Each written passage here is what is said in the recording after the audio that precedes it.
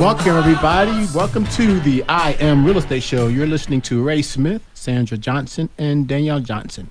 On the show today, we have John Spurr from Inspired Life Mortgage. John is the CEO and founder of the company.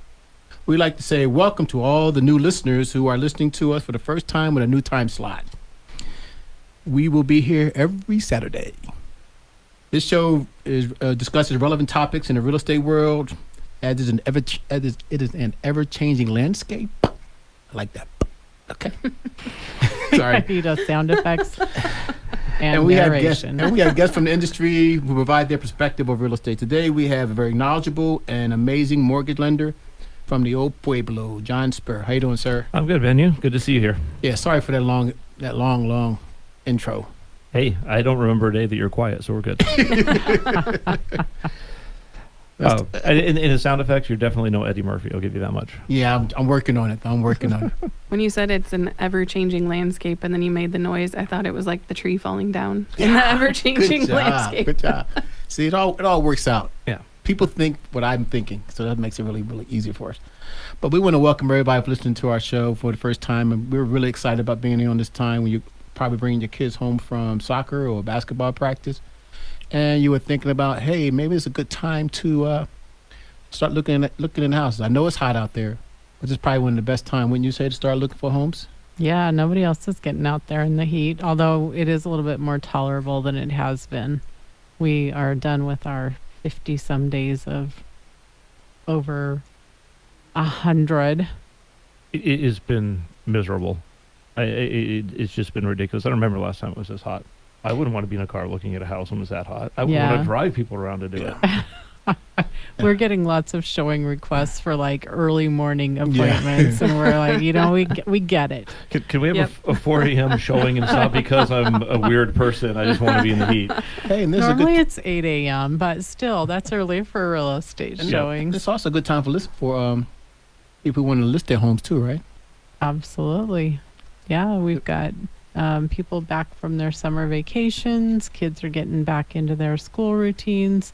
So actually, it is a really good time to be talking to your agent. So, in case you didn't know, Ray Smith, Sandra Johnson, and Danielle Johnson are part of the Johnson Smith team at Indy Realty.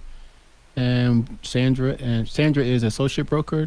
Ray and Danielle, we're just realtors who work for Sandra. We're not just realtors. We're really, really good realtors.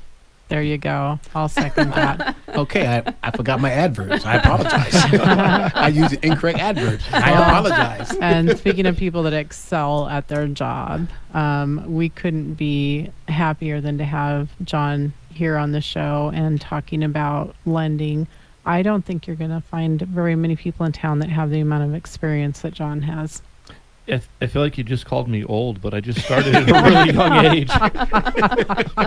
I mean, it's my 31st year, but I brokered my first mortgage transaction when I was a junior in high school, working in the mortgage department of a credit union here in Tucson, and just found out I was really good at it and kept doing it. So, but yeah, 30 years of experience allows me to, as you guys have experienced, figure out solutions to problems that other people just don't know what to do with. Seem to be the problems coming on hand right now, and is the renter issue. The fact is that rent is going up exponentially, and people are wondering whether it's time to buy a home now. Every time that question comes up, is it a good time to buy a home? And I have the same answer every time. Are you ready to invest in yourself? If you can qualify in today's qualifying requirements to rent a house, make 3 times the rent, first and last month's rent, security deposit, and make that $1,700, $1,800. I mean, I've seen rents as much as $2,500. I never thought I'd see houses for rent for $2,500 in Tucson. Make that payment, you're going to qualify for a mortgage.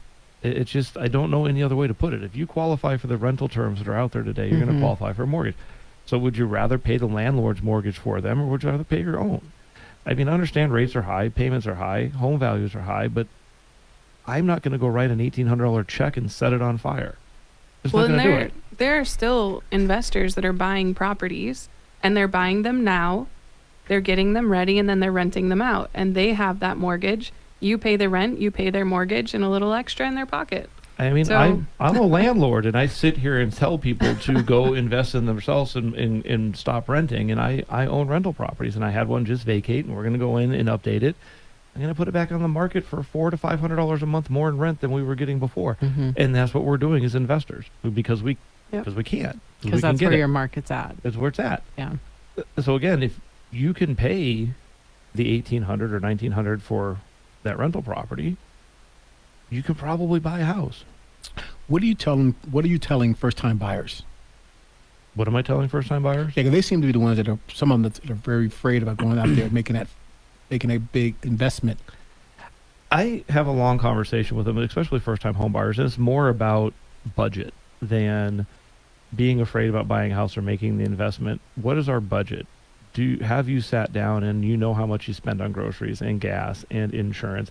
Because if we can get to a comfortable number that you're willing to spend on housing, that's a much better approach than what's the maximum I qualify for? Because I'm telling you right now, what I can qualify you for and what you're going to be comfortable making the payment are two completely different things. And I think often when our clients come in with that ideal number, they're like, I don't want to spend more than this. If they walk into the right house, all bets are off. It's like, what will it take so that I can call this home? Well, and you were just asking me before the show to do a couple payments and say, oh, I don't like that one. What if we do this? And we simply just did 2% more down payment. It only changed the payment $40. So the reverse is also the same. You know, my maximum is $250,000 for a house, but then you find one for $260 that you love. That extra $10,000 is only a couple Starbucks, and you can actually make that payment. Right. You know what else I think is really interesting is that it seems like a lot of people have the mindset of, I'm going to go rent this home that I only sort of like, and it's okay.